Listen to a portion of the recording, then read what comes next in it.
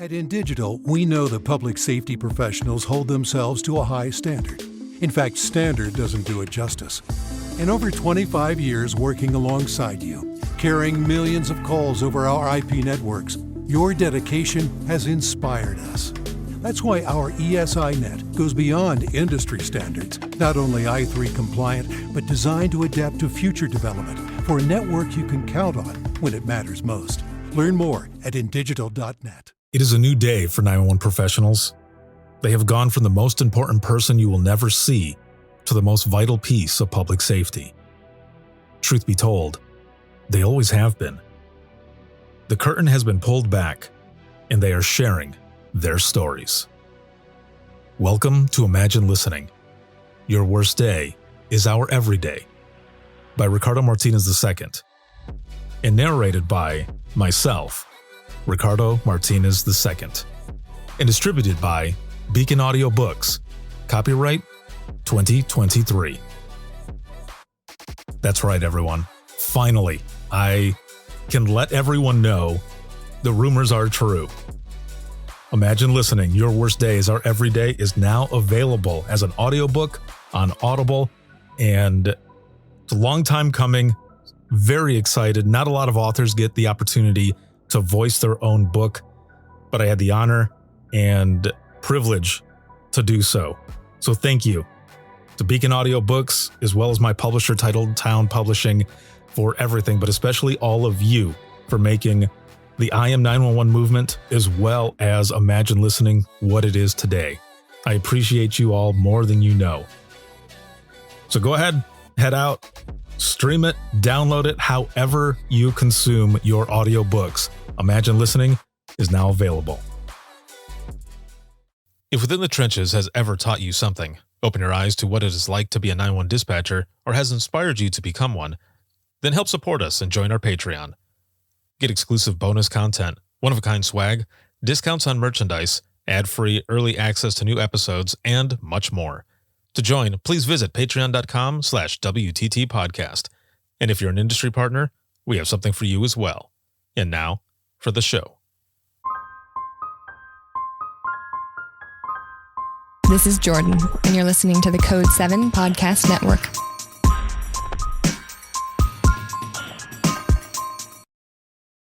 Warning. This episode contains the 3 A's of podcasting: adult content, adult language, and awesomeness. You've been warned.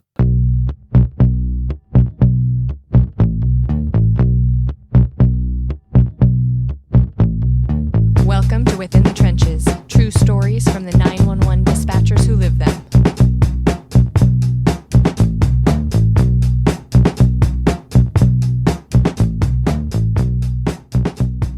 Hey, what's going on? This is Ricardo of the Code 7 Podcast Network, and we're about to get started here with Within the Trenches, true stories from the 911 dispatchers who live them. This episode is sponsored by InDigital, a leader Next Gen Core Services, and big shout out to subscribers of the podcast. Thank you for everything, and we're going to go ahead and just jump right in because we were already laughing. So this is going to be fun. I'm here with Rich. He's a dispatch supervisor out of Eaton County Central Dispatch, and he has about 18 years worth of dispatch experience, but also was an MP. Welcome. Yeah, thank you. Thank you. It's good to be here. I've listened to your podcast and seen you at conferences all over the country and all over the state. So it's nice to not only see you there, but to see you in our little humble dispatch center. I am honored to be here. This has been really cool. I was telling Kelly earlier that when I made the turn through this crazy fog that you guys had, where I mentioned to Libby that I was waiting for vampires or zombies to come out of the fog, and it turns out that all of that is cornfield. So I made mention of the children of the corn as well. So yeah, exactly. it just coming in here though, everything is set up almost exactly the way my dispatch center is in Allegan. It's in the middle of nowhere. Yep. It's on a long path. And even to the point of where animal control is and the juvenile detention center, it's just on the opposite side of the road. But it's all the way at the end, and dispatch was the exact same thing, but on different sides. And I was kind of freaking out a little bit as I was driving in. I was like, where the hell am I? Like, this is like being back in Alex. It feels It's like being at deja home. vu a little bit, right? Right. It was the Good. weirdest Good. thing. We have a shift for you to cover tonight, if you don't mind. You know what? I'm all about it. Yeah, let's do it. I hear there's a little bit of overtime every so often, so I'm down. Like, I can do it. You can throw me on it. I'm pretty sure I know the CAD system and stuff too. It's all good. So, how did you get started in public safety to begin with? Like you said, I've been doing this about 18 years now, and I got into it later in life. I was in my late 30s, and I was managing some rental properties that I owned, and I was going to the courthouse to do some legal work, and absentmindedly got off the elevator on the wrong floor. And I looked up, and there was a poster as soon as I got off the elevator that said, "Do you have what it takes to be a 911 dispatcher?" And I read down through there, and I thought, yeah, I could probably pull that off. And then it got down to the benefits and all of those kinds of things. And I was self-employed, and I really thought I was only going to do this for a short period of time. And 18 years later, I'm still here for that quote short period of time. So applied, went through the whole testing thing, and got the call back, and have been doing it ever since. What was the testing like? It wasn't tough. Only I think later in life, maybe when you're 20, I don't know. I didn't start at that age, but later in life, as an adult learner, it was a lot to grasp. Fortunately, our training program is pretty segmented out, so it kind of a building block system that they had worked through, and it made it easier, I think, to do it even as an adult learner. Not easy by any stretch of the imagination, but the building block part of it really made sense to me. And I had been a military police officer before, so I was familiar with radios and lean and some things like that. So that part was good, but the technology obviously is, ever changing for us. So was there a typing test involved at all? There was a typing test. Yeah, there was a typing test, and you had to listen to recordings and type, like VINs and ops numbers off a driver's license and things like that. So I'd been practicing. I bought a program to help me practice that kind of thing. And yeah, fortunately, yeah, it worked. So the reason I ask about the typing test is because when I was trying to get into the last center that I was in, I applied at another center at the same time. And one of those tests was a typing test. And I think you only had to be able to type 25 words per minute. And I thought, I can do that. That'll be easy peasy, man.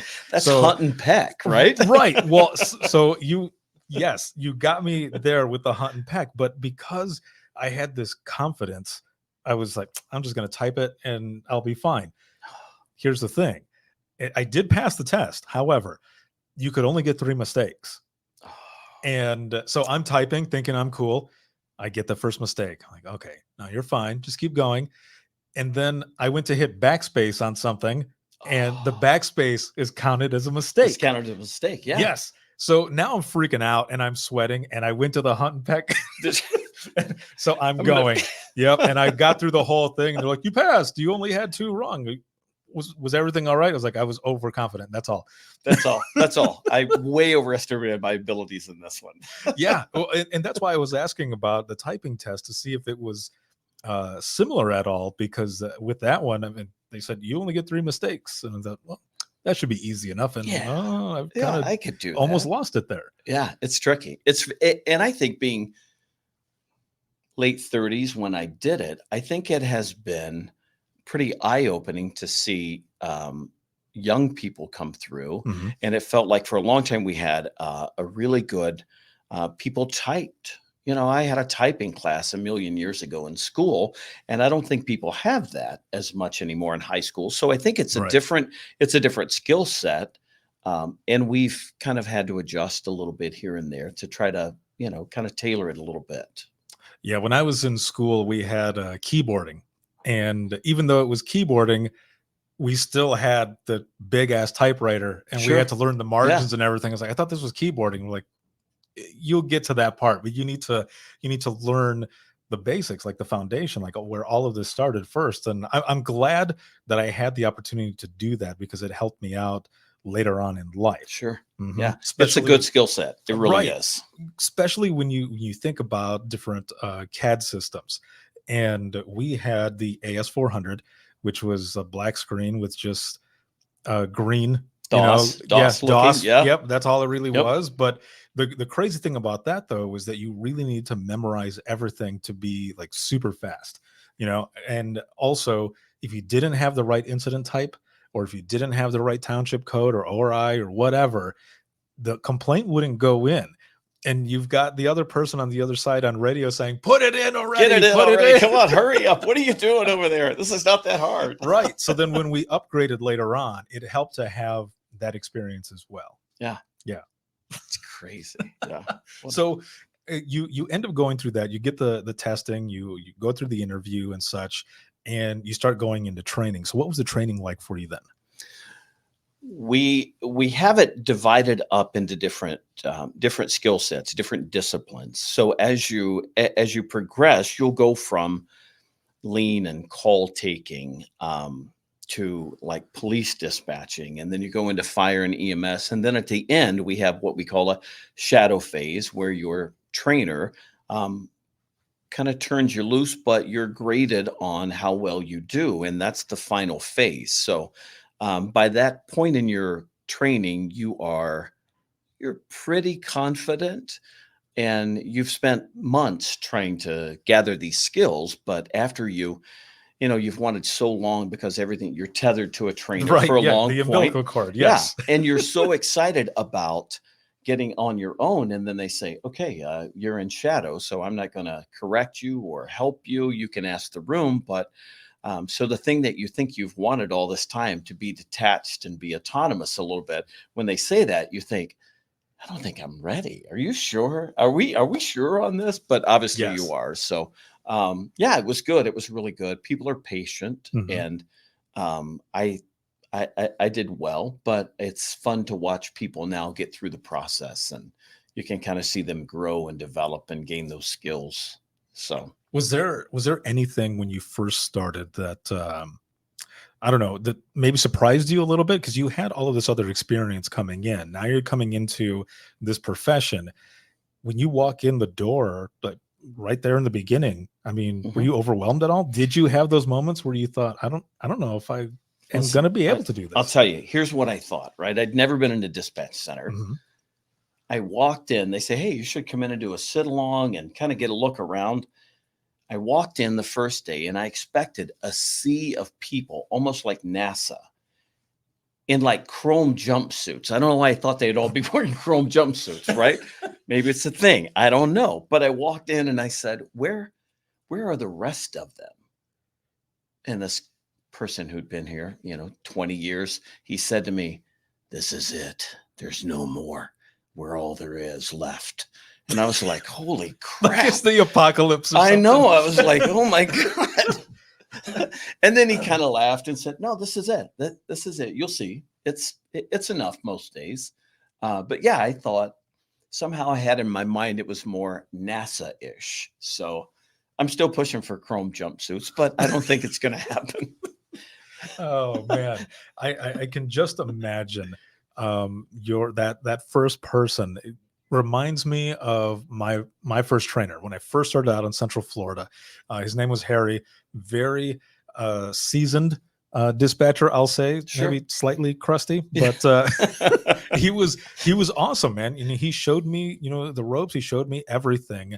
That first night though that I was in dispatch. So let me back up a little bit. When I found out I was getting the job, the chief of police showed up at my house, and my grandmother woke me up, and I was napping. She woke me up. She was yelling at me in Spanish, telling me that the police are here, and then asked, what did you do? And I was like, I didn't do anything. She tells me to go outside. I go to check, and the chief goes, I just wanted to see if you wanted the job. And I said, Came to your house? Yeah, he came to my ask house. you? Yeah, because I just lived down the Oh road my from the police gosh. department. Yeah. And he comes to the house, and I said yes. And I asked what happened, because I hadn't heard from them for about 2 months or so. And he goes, well, extensive background check. That's all that was. And I said, so when do I start? And he goes, well, you start tonight. And I said, like tonight? Like tonight? Yeah. And he goes, "Do you want the job, right?" And I said, "Well, yeah, I do, but I thought I was going to be starting next week or something." He goes, "No, you start tonight." So I go in, Harry shows me everything, and he takes that first 911 call, and then he looks at me and he goes, "All right, now you're next."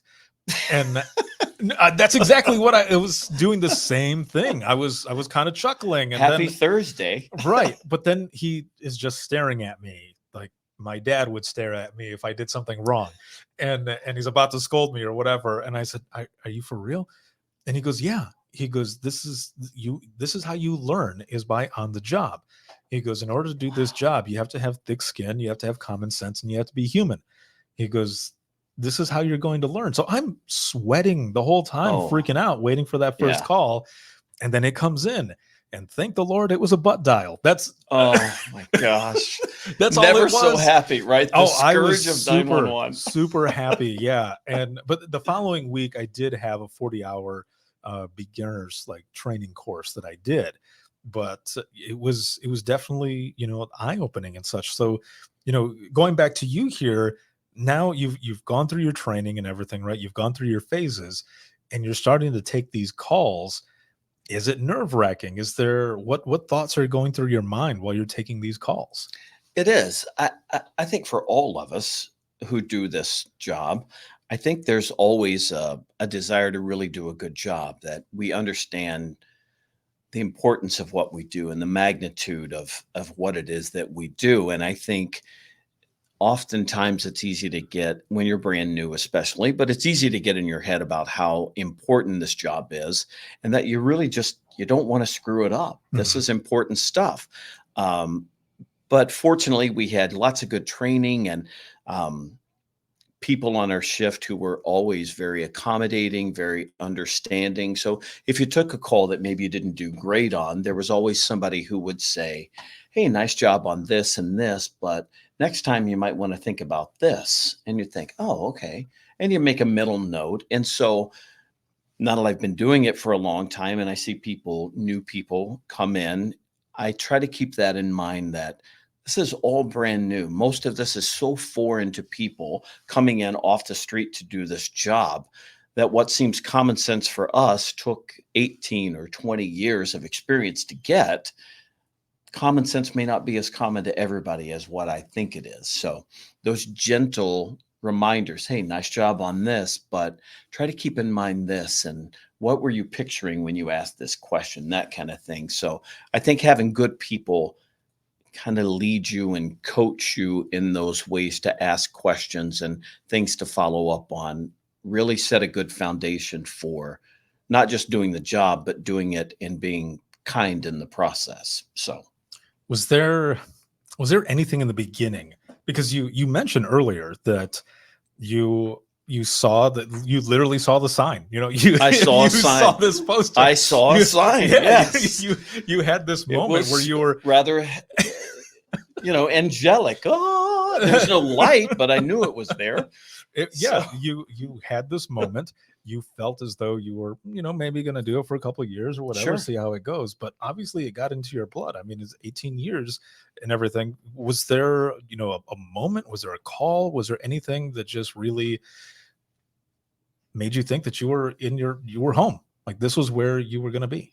Yeah, I have been really fortunate in my career to have specifically some very influential people, and specifically influential women, who have been s- helping in my career with advice or guidance. April Heinze works for Nina National now. April was our deputy director when I first hired in. And at one point, I remember going into her office and saying, "I don't see a career path for me to get beyond dispatch." And she said, "Well, I think there is. I think you just have to wait a little bit." And I was eager and anxious, and I said, I just, not that what we do is not important, but I'd like to move up. I'd like more responsibility." And she had been doing this a long time, and she said, "Oh, it'll come. Just give it a minute." And fortunately, um, I got promoted to a trainer which really kind of expands your horizon a little bit, refreshes some old skills maybe that you'd let kind of lapse a little bit. So it's nice to get re-enthused about it again. And just at the point when I thought, well, I think I'd like to do something more, we had an opening for a supervisor. So I test for the supervisor and I get it. And April was the director then. And she said, I think I told you this was going to happen if you could just hang on a second. And so after that, I was a supervisor and got to do lots of neat stuff and training and stuff. I was at a training and a company here in Michigan called McEnloe and Associates. They do training for police, fire, courts, those kinds of things. And I was looking to do something more. And I approached Chris Kemp, one of the owners, and said, I don't know if you'd ever have an opening, but I think I'd like to maybe see about teaching. And we worked on things and I got to write some classes and I get to teach for McEnloe, and it was really good. And then we have a new director, Kelly Cunningham, who's now in our center. She was Michigan's Director of the Year last year for APCO and went on to be the International Director of the Year, or as I like to call it, the Galactic Director of the Year. Kelly, when Kelly took over, we expanded our center in such a way that we have lots of different teams and different avenues that you can work in. So we have a tactical dispatch team. We have a peer support team. We have public relations, public education. So now not only do you get to be a trainer and dispatch and supervise and help other people in career paths, but now we have all of these other avenues and teams that you get to kind of expand as it works for you and as your skill set desires. So it's been really fortunate that I've had such nice people who have said, yeah, I think there might be something else. Just hang on a second. Let's see what we can do. And doors open and horizons expand. So, Man.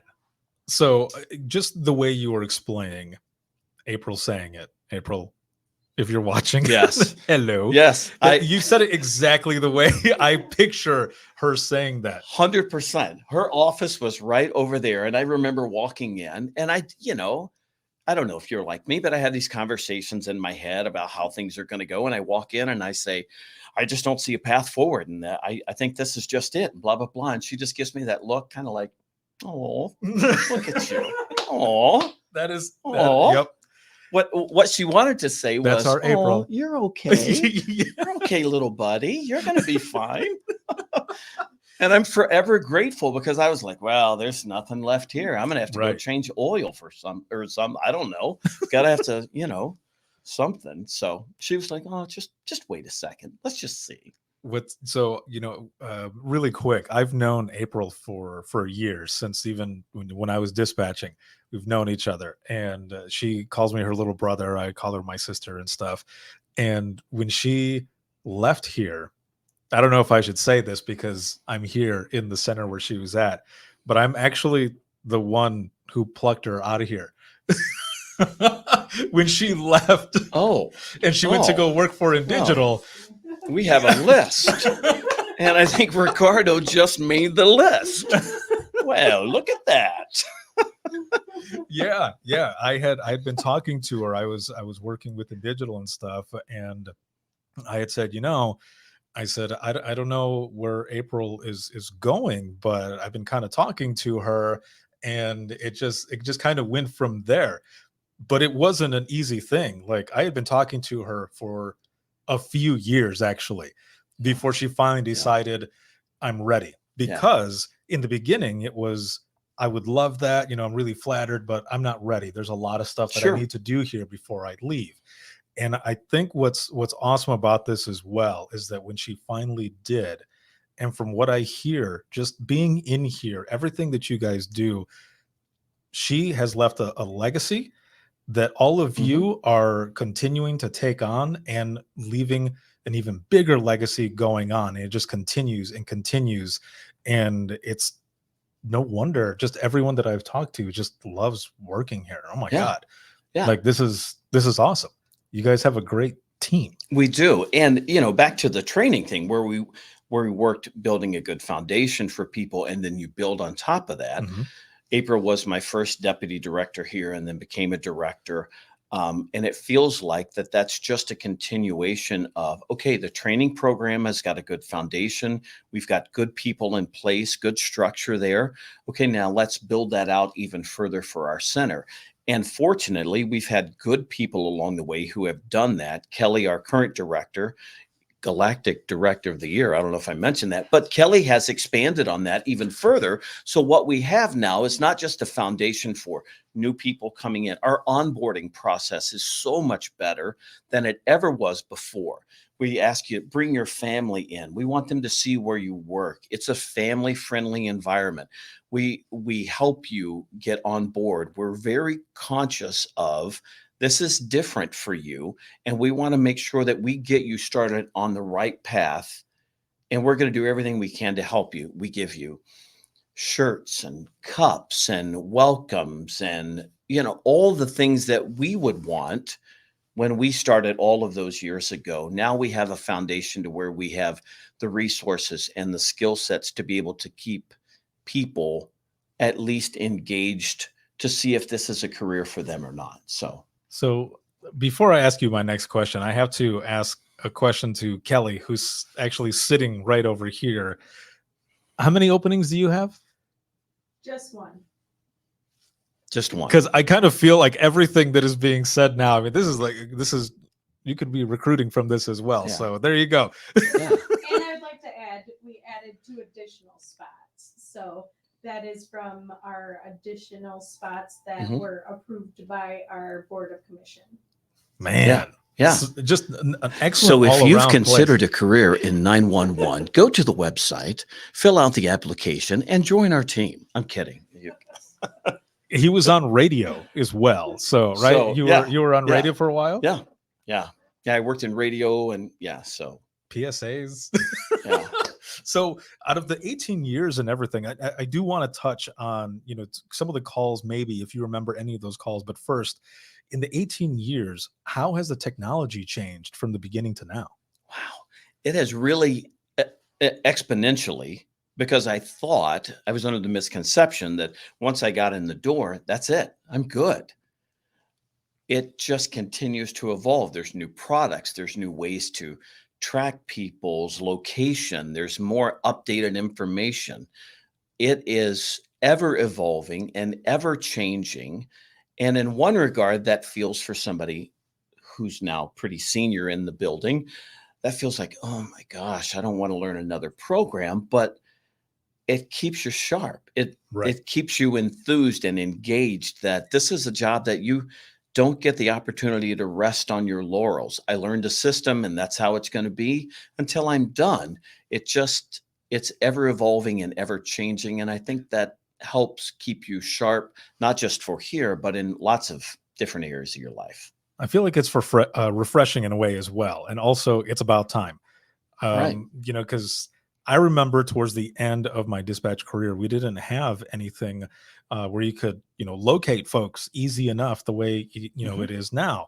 I mean, it's not completely perfect, right? Nothing is, but it's way better than what it was when I was at the end, 2012, 2013, where we were talking about this earlier, where, you have someone on a cell phone who doesn't know where they're at, and you can't find their location, whichever, and you still have to fax. Like the way it was done was you would have to fax information or get a fax from any of those cell carriers to try to ping where the person is at. Yeah. And there's this big old process, but also the mental health aspect of it as well, where I remember there were times where I would take a phone call from someone who didn't know where they were at. They might have been in, let's just say, like a game area or something, for example, and we couldn't get their location. And then we lose the call and there's no other way to find them.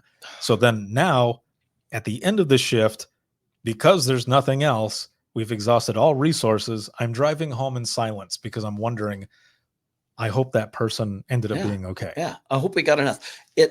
This is such a unique profession in that over the years, we continue to add tools into our toolbox to be able to help people who don't know where they are. with all the technology that we have, Rapid SOS, Prepared Live, What 3 Words, we have lots of tools that we can help find where you are. Even if you don't know where you are, we're going to be able to get to you. Mhm. We're going to be able to figure out where you are and get you the help that you need. And it is ever evolving, and technology is changing rapidly, but it's changing for the good. So, So thinking back on these 18 years and the fact that you do training as well, what are some of the calls that you use during this training, whether it be yours or others that are out there? uh, in teaching for Mackinlone Associates, we have lots of different classes. A lot of my focus has been on active shooters.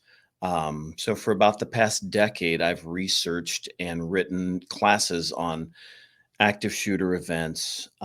As of recently, we've changed to the changing face of the active shooter. What used to be a standard white male, early 20s, late teens, kind of a loner. We've seen a morphing into transgender, to people of color, older, veterans. Like the gamut has changed. So the profile of what we would have called someone who would fit a profile Mhm. of an active shooter has changed so dramatically that it's something that we train on, things to be aware, things to watch out for. We have classes on the psychology behind school shooters. We look at the opioid epidemic and how it's affected dispatch. Just a variety of things. As the climate changes, we end up with new classes and new topics to research and discuss. We have a new class coming out later in the spring on swatting,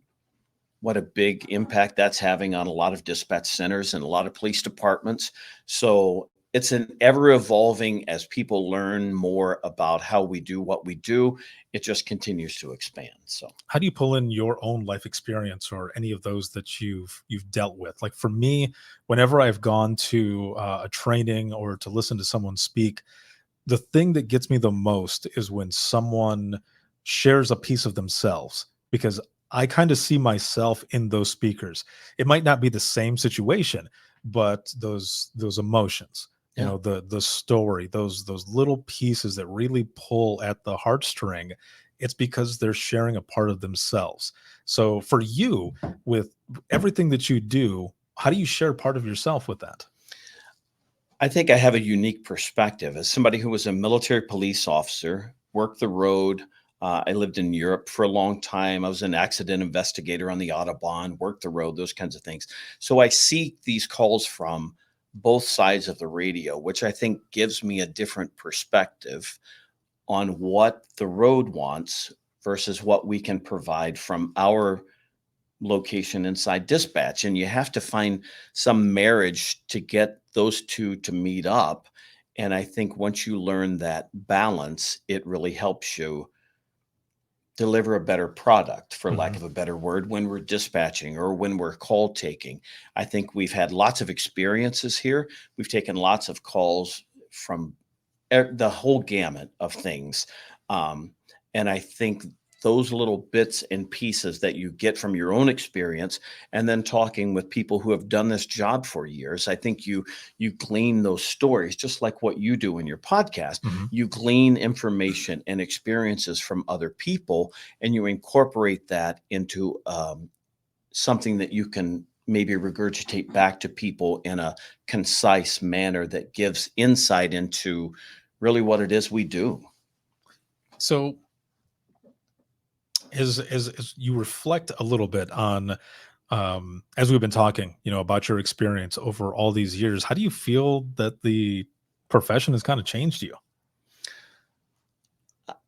I think that my wife would probably say that it's not always for the best, I guess. I have a really short commute. I'm fortunate. I live close to our center, so we joke that during the spring and summer, I can ride my bicycle to work. I'm that close.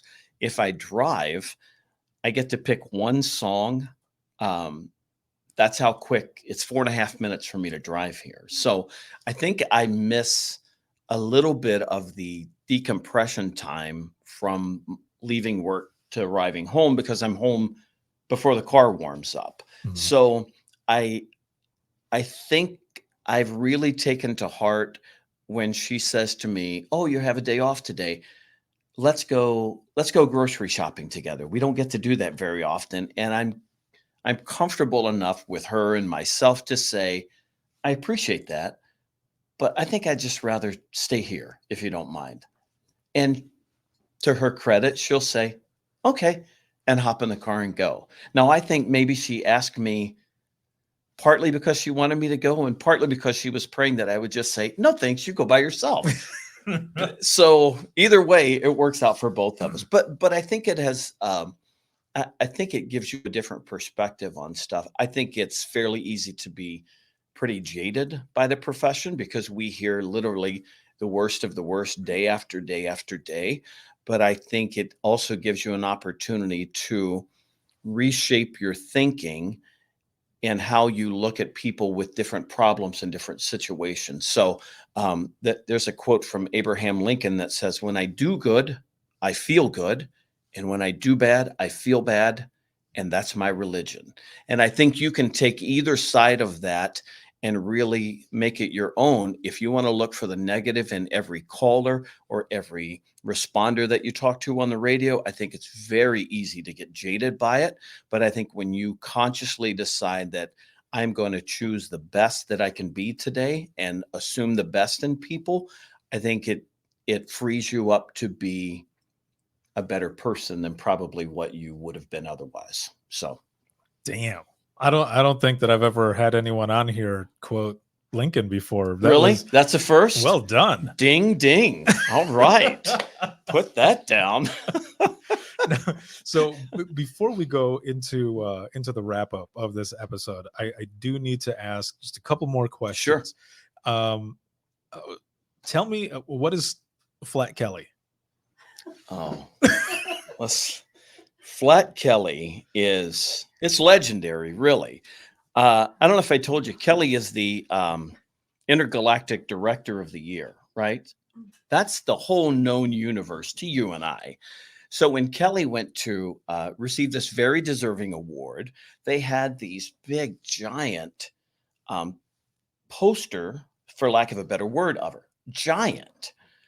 And we were texting while she was down there, and I said, "Hey, I would really love it if you would bring back Poster Kelly," because everybody was chatting about it, and we thought it was all really funny. And Libby, one of our other supervisors, said, "Yeah, I'm bringing back Flat Kelly. You just hang on."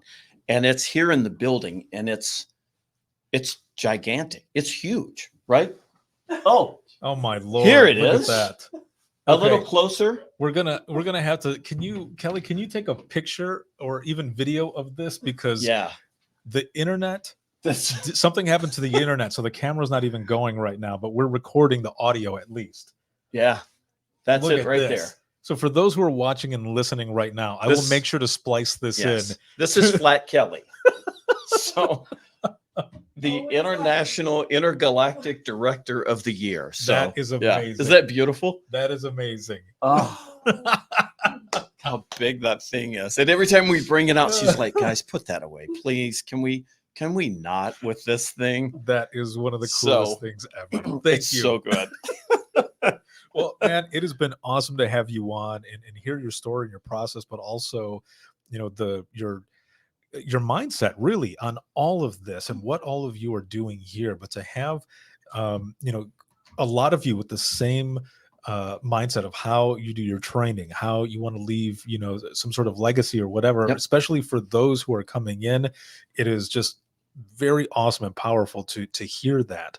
And I see why people love this place. I We mean, do. just We the really do. environment itself. I mean, it's awesome. So as we go into the wrap up of this episode, for you, your 18 years, thinking about all of this time that you've had in public safety, if you could go back in time to when you started out in the beginning with the knowledge that you have now, what advice would you give yourself? I would probably say to myself, find a place that fits you. I've been fortunate. We are fortunate here with Flat Kelly and real Kelly, but we have been fortunate because Kelly shares our vision. We share Kelly's vision of what our center can be. And